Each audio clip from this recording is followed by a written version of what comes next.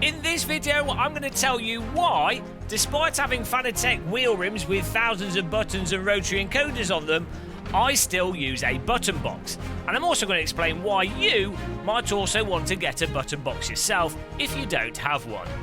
Welcome back to the Gamer Muscle YouTube channel. Click that like button and possibly subscribe if you enjoy sim racing content. Now, first of all, for those of you that maybe don't know what a button box is, as the name implies, it is a box with buttons on it. I mean, really, it should be called a rotary encoder toggle switch button box, because it's not just buttons, it's a whole bunch of things. But, you know, in essence, a button box is just a box with buttons that plugs into your USB as a separate USB device, allowing you to then bind all those options or all those buttons to your driving simulators.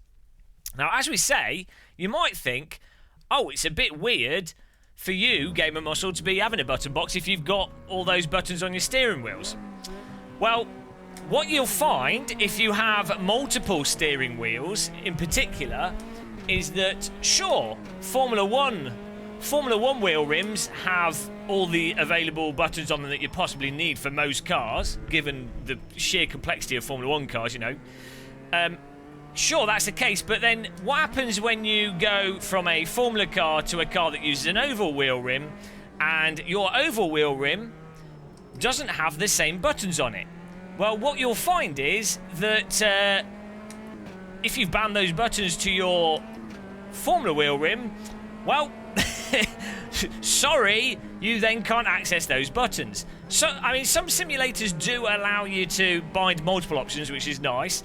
And you could potentially do some shenanigans with joy to key, but ultimately having a separate device that is always consistently the same, always has exactly the same options and is in the same place across all your simulators is just really, really nice, really convenient, and it really makes swapping from wheel rim to wheel rim much more elegant and less of a hassle. I mean, obviously, you know, I think with the FANATEC wheel rims, especially if you're using all the podium stuff, those buttons will map across the games and pretty much be the same if you're using like the new Porsche wheel rim or the FANATEC podium wheel rim. But if you're using like an OSW, so for example, I've got an SW20, you know, one wheel rim on that versus like I've got a 3D printed button box for that, and then if you were to use a cube controller, you know, the buttons are going to be totally different from wheel to wheel. So in that case, it's going to be even more prominent. Now, the other really nice thing with the button box is, of course, the buttons are really, really tactile. So you see I'm wearing racing gloves here, and you could just use, and this is a good tip if you're on a budget, you could just use your keyboard, or especially get one of those little number pads, the USB number pads, standalone number pads, and then just use that as a button box. But what you'll find is if you're wearing racing gloves or you're in a rush, it's very hard to be very precise with your fingers without looking at your keyboard or your number pad and hitting the right things. Whereas with a button box, you know, everything's super giant and super clumsy handproof, so you can just mash upon it, and after a bit of having the button box there, you know, I'm not looking at my button box when I'm changing this. I know that this rotary encoder here has my brake bias on it. I know I've got my ARB settings here. I know I've got my camera view. I'm not looking at this at all. So it's absolutely fantastic, especially if you like to drive in VR. And you'll also find actually in real-world cars, a lot of them will actually have stuff like brake bias and various settings to the side of the driver, not necessarily on the steering wheel. I mean, it depends from car to car, but I've seen real-world cars where the brake bias is on a little handle right next to the driver's seat rather than actually in front of them. Now, we're choosing along here in 26th place, and this is not going to be fast driving. So, another big thing I found with the button box is just having the sheer number of buttons available to you in one place, and the solidity of those buttons. And the fact you've got, with this Derek Speare Designs Race King here, which I've had since 2013, you've got protected buttons at the top, which are absolutely fantastic for things in that you don't want to accidentally push, obviously. Like, for example, in Project Cars 2 or Automobilista 2, the car reset button, or in iRacing, you know, car reset. Or you might want to have it as like your radio mute, or just things that you really don't want to accidentally push whilst you're concentrating on driving, but you really do want to have two-hand and to be able to push quickly if you need to push them quickly. You know, you might be James Bond. You're driving along in your BMW, and you know, it turns out the woman that's next to you is actually a spy for the Russians, and you need to eject her out of the cockpit. You just push that, and that's it. She's launched. Problem gone. Happy times. Or you can eject yourself and drive the car off a cliff. It depends what you know. It depends how much you like the car that you're driving. If it's a BMW, drive off the cliff. If it's a Skoda Citigo, I'm ejecting the lady. But I think really, I mean, when it comes to the downsides of the button box, the biggest problem I've ever had with them is mounting them to the sim rig. So I used to use a FANATEC. A SIMEN K2 cockpit, and I would mount the button box on the gear shifter, but to do that I had to turn the gear shifter mount upside down, and then I had to use a Suguru, which is like a air drying putty, to hold it in place, and that was the only way I could get it on that rig. And I think if you've got, you know, obviously if you're using like a Playseat Challenge or one of those smaller rigs or just a desk rig, it can be a bit awkward to get a button box into position. In this case, on the SimLab P1X cockpit, with it being T-slot, it's really easy to just mount it. I've just got another bracket. I've drilled some extra holes in the back of the button box, and it's just totally affixed to it. But that's just the joys of T-slot. But yeah, it is a bit of a pain to mount them, and I see a lot of people mounting the button boxes in front of them on their rigs, and you know, I think it just gets in the way there. But so that's a consideration, how you mount it. And then obviously the actual cost of button boxes.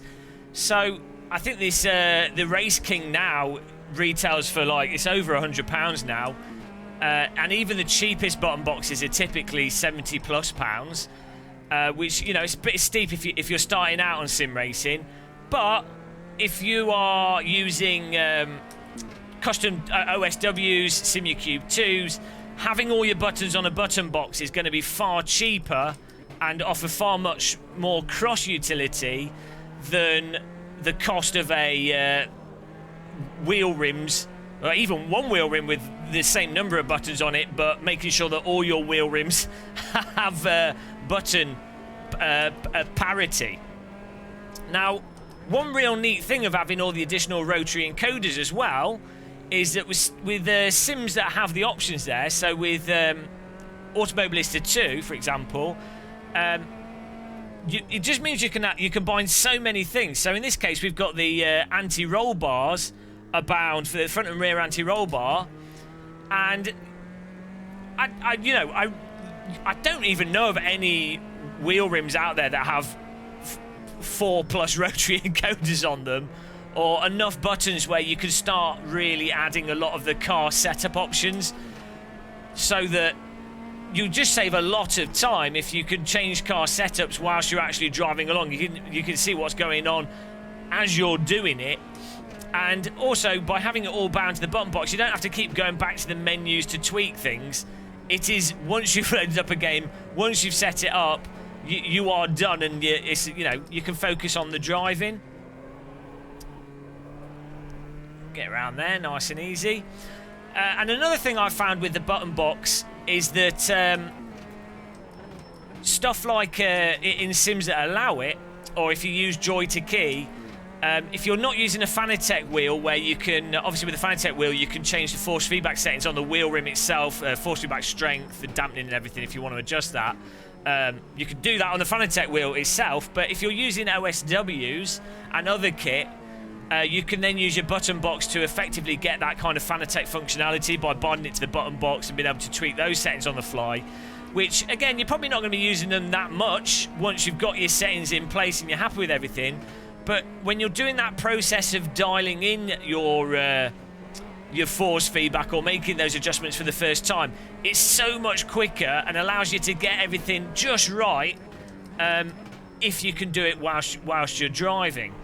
So you just get a huge amount of utility, functionality in a form that's usable with racing gloves by having a nice solid button box affixed to your sim rig. Whoa. Driving's been a bit slow here. This button box talk is too mentally taxing for me to pump out the hot laps and avoid the AI. I have to say, guys, I absolutely love these P4 cars in Project Cars 2. Project Cars 2.5, Automobilista 2. These basically like MCR, basically Radical SR3s. You know, if it's like a Radical SR3, I'm happy. Say they have Automobilista 2 has continually been polished. They forced me back in the physics of since launch have actually improved a load. If you've bought Automobilista 2 and you kind of put it off after first playing it, load it up again and give it a try. I think you'll be pleasantly surprised. Now, also back to the button box topic. You do unfortunately have the USB disaster situation where you've got the USB cables coming out, and as you can see in my case, I have the USB cable coming under my chair.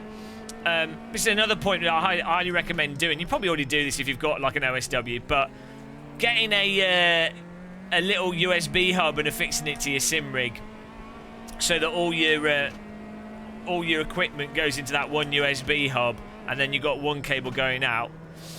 As long as you make sure it's a suitable USB hub, that'll save you the cable disaster. But yeah, I mean, the cost, extra cable, and having to mount it are the only real downsides of a button box. I think really it is something that I would highly recommend getting for your simulation. If you do a lot of sim racing, I would highly recommend getting one. It's something that I personally, you know, you see the price of it and you're like, oh, geez.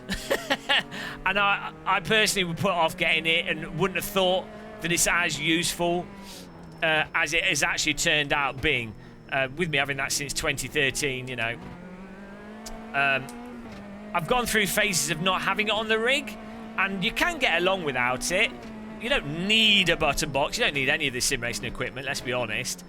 But when I do get it back on the rig and I get it set up across the sims, I'm like, oh, that's why I use my button box.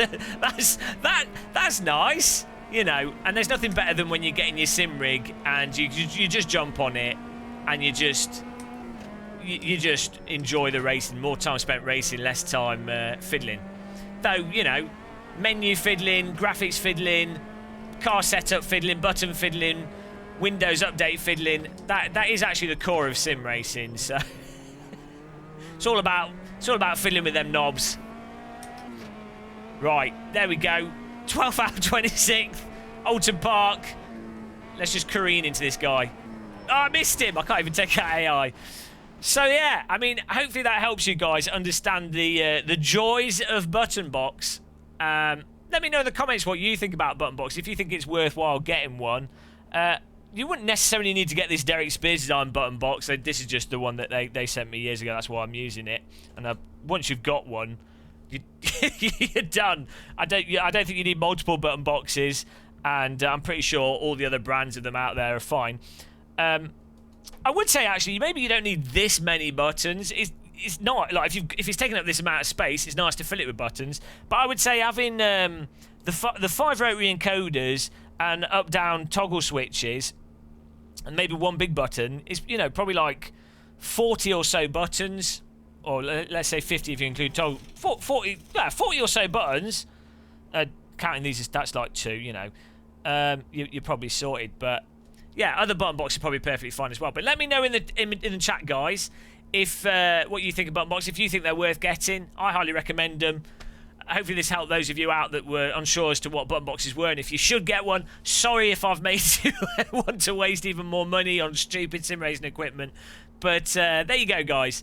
Until the next one, click that like button, possibly subscribe, and happy tea drinking, and goodbye, everybody.